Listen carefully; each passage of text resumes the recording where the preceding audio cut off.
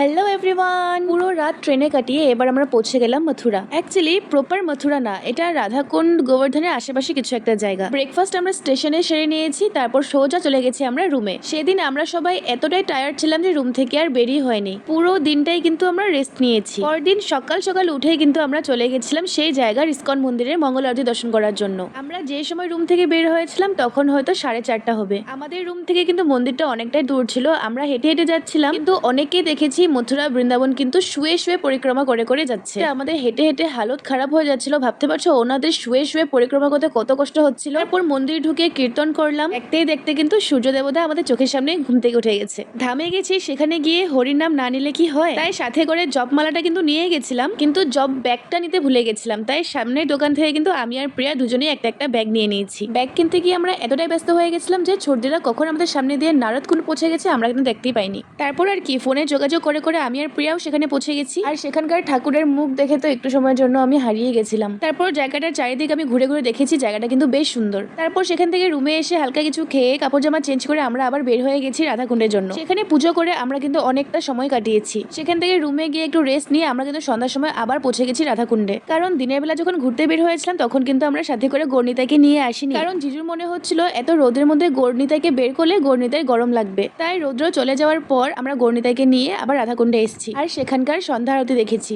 সেখানের দেওয়ালগুলোতে এত সুন্দর রং ছিল সেগুলো দেখেছি। তারপর আমরা সবাই মিলে কীর্তন করতে করতে গৌরনিতাই আর রাধাকুণ্ডের আরতি করেছি আর খুব সুন্দর ডান্স করেছি। দিনে তো অনেক লোকজন এখানে স্নান করতে এসছেই, রাত্রেও কিন্তু অনেক লোকজন এসছে। আমাদের সাথে সাথে কিন্তু ওনারাও অনেক সুন্দর ডান্স করেছে। যেহেতু আমার সব জায়গার ফুচকা একবার ট্রাই করার ইচ্ছা ছিল, তাই রাধাকুণ্ড থেকে বের হওয়ার সময় কিন্তু আমি ফুচকাও খেয়েছি। দিনটা অনেক মজা করে পার করেছি। ফুল ভিডিও চ্যানেল দেওয়া আছে, তোমরা চাইলে কিন্তু সেখানে দেখে নিতে পারো। চলো আজকের মতো টাটা।